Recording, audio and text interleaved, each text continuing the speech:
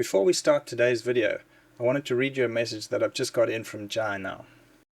He says, "We are excited about an update regarding the Filmverse project. Filmverse 3.0 has been renamed as Filmverse Arsenal. For some time now, Filmverse Arsenal is and will operate as a closed beta project, while Filmverse Pro and Lite remain open for licensing. If you have purchased Filmverse before, not much has changed, but if you are someone on the outside waiting to jump into the project, you can read Jai's updated licensing notice in the description below. We will be posting more exciting videos about Filmverse Pro and Arsenal soon. So that's directly from Jai and his development team about the evolution of the Filmverse project. Now let's get into the video.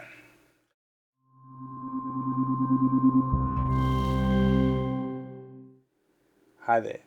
This is the first of a two-part in-depth video looking at 1D tone curves. They're a major part of our look design, so there's a lot to discuss. We'll look at some theory about using linear and logarithmic mathematics to store light values, so let's get on with it. We've spoken before about the elements of a typical look, and the 1D tone curve is one fundamental element. We also have HSL and matrix functions that can be done with an RGB mixer or, hue versus hue versus sat, all these different curves. And then we have split toning and, color washes and things like that. But today we're just going to look at the 1D tone curve. Let's say this is our node tree. We're using a simple node tree and our 1D tone curve sits here in part of our look section. We still have an output transform and an input transform, specifically this output transform that heavily affects the 1D tone curve because it's got tone mapping. It's going from a wide dynamic range capture space, the camera space or the internal working space like DaVinci Intermediate, and then there's a roll-off being applied to the top end to fit it down to standard definition Rec 709, Gamma 2.4, or whatever format you're working to. So the combined effect of those is effectively a 1D tone curve. There's technical things that we consider as technical. There's creative things which we apply job to job. And there is actually more control over this as well, where people are designing their own output transforms, and there are many options, as I've indicated before. Right, so we're going to use our color space transform to do the color management, that we know. But first, I just wanted to look at just a reminder of what we're actually kind of facing in the task of capturing light on a set, on a typical set or any particular shot that you might be shooting. If we're exposing for skin or mid-gray and we're setting that at f4, you can see, roughly speaking here, I've listed them out here in terms of stops. So if our mid-gray exposure is sitting here, in terms of, down to the very dark shadow on a very non-reflective object, we're going down 1, 2, 3, 4, 5 stops. Below that, we're probably not going to resolve information. So this is a typical, studio environment. It's pretty controlled. Then going up into these the elements in the light bulb, or this very bright LED which is in set, or this curtain which has got a light blasting through it, we're looking at something like 1, 2, 3, 4, 5, 6, between 7 stops. So literally speaking, the meat and potatoes, the part that we're interested in, is well within 12 stops in a studio type shoot, and it may be more outside depending on the, literally depending on the light and the shade and what is in frame. But we're looking at 16 stops of range here. Is a colossal amount. Bear in mind that each of these is a doubling of light. So if this was a light power of 1, by the time we got to our 16th stop, we'd have a light power of 65,000, 2 to the power of 16. We're doubling each time. I've put this slide up before, so that roughly speaking, light values out in nature, or in a dark studio or whatever, very low values are these kind of numbers, like very low, several decimal places, 0.000 something. By the time we're out in the sun, it's up in the millions. So this linear scale of light, this vast scale of light, is what we're faced with out, when we try and do photography and try and capture dynamic range. You can look up online, you can see that where, our typical color vision, which is called photopic, or scotopic, which is our nighttime vision, which is the rods only. Color vision, photopic vision, is when the cones are in their sensitive range.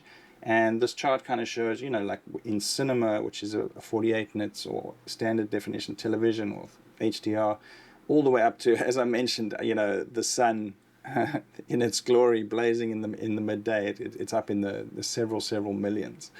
But dark things are down to these 0.00, very low numbers. So what I'm getting at here is, you know, I've showed these images before. So this is a, you know, I'm not even exposing for the sun.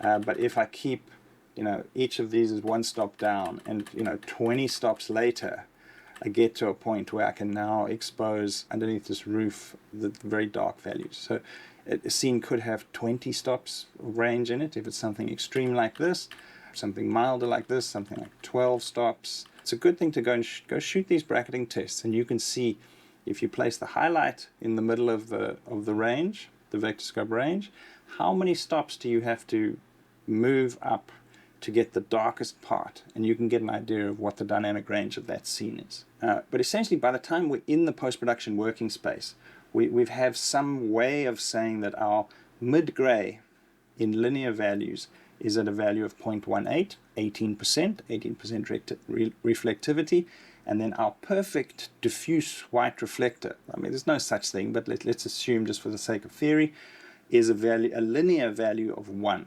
which means that if you put any amount of light on it, the exact amount of light will bounce off it. It's got a reflectivity of 1, where the 18% gray card has a reflectivity of 18% of the incoming light. Linear values can go up and up till literally infinity and beyond. And what's really interesting is they can go down into these very small decimal places, you know, fraction 0.000, right down into the dirt down at the bottom. So that's the difficulty of trying to store that in a digital value. How do you maintain that wide dynamic range?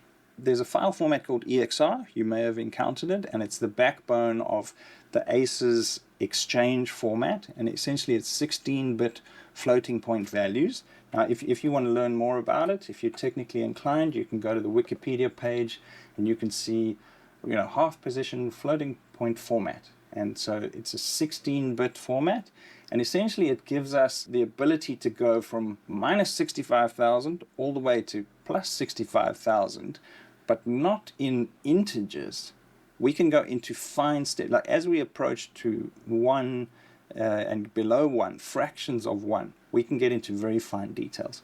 Now, structurally what it has, it's just using 16 bits. This bit is used for the positive or negative part, and then we have 5 bits which are reserved for the exponent. Now think of these, you know, 2 to the 5 is 32, so think of, we've got roughly 32 or 30 categories, like 30 ranges. So the top range is when we're right up at in the 65,000s. The lowest range is when we're down in the 0.000, and somewhere in the middle we're around 1 or 2 or 10 or something like that. Then we've got a whole another 10 bits to do resolution within each of these ranges. So it's not a conventional numbering system.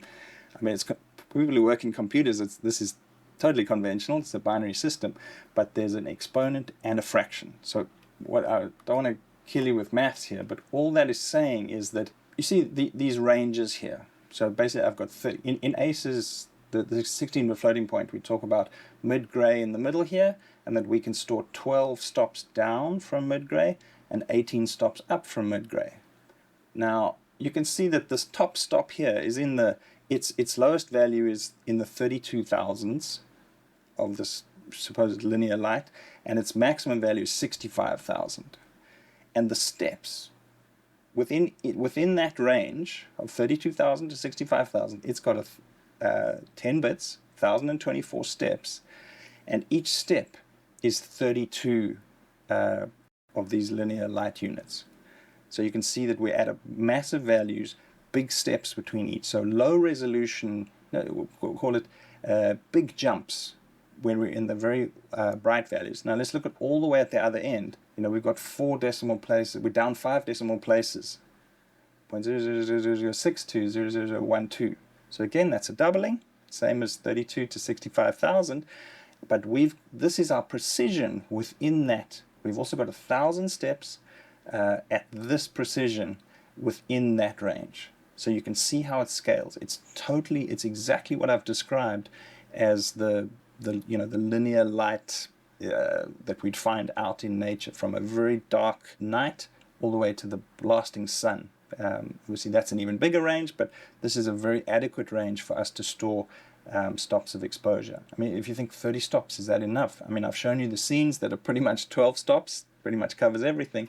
But here, if you were to take 10 stops of f-stop, 10 stops of ISO, and 10 stops of frame rate, that would give you your 30 stops. And anyone who's done any photography will know that is a huge range. We can see that within each of these steps, we have 10 bits of resolution. And so the golden rule is, if you've got normal integer log, either a completely display referred, the final image, or you've got log images like log C3 or something like that, do not encode it directly as an EXR. Because what you're doing is you're saying, it's 10-bit, right? So I need the numbers from 1 to 1024. So just the whole numbers. I don't need any fractions in between. So you're just using this range here, from this 1 all the way up to 1024. So you're wasting all this precision. It's a very inefficient way of storing that. Rather use a DPX or a QuickTime or something like that. But if you flip into linear values, where 18% gray is 0.18, white is at 1, and then very bright values go up and down, it's perfect for that. It's a very efficient use of the storage and their types of compressions. So yeah, they're big files, but they're really worth it in terms of the detail, dynamic range that they store. We can, of course, through color management, we can flip into a log space, and you can see that a log space is always limited 0 to 1 is the equivalent, the entire dynamic range. So in the example being DaVinci Intermediate, their goal is to put 18% at 0.18, the supposed 100 nits, or 1 at 1, and then they want to have a linear value all the way up to 100, but all of that is represented in the range of 0 to 1 within the color correction. Previously, we've mostly worked within this node structure. So today I just wanted to show you a different version. So basically we've got the look, maybe these are some texturing nodes. All of these up here are the look. This is my output transform, local adjustments, input transform, maybe linear, balancing up front, matching shot to shot, some scene looks.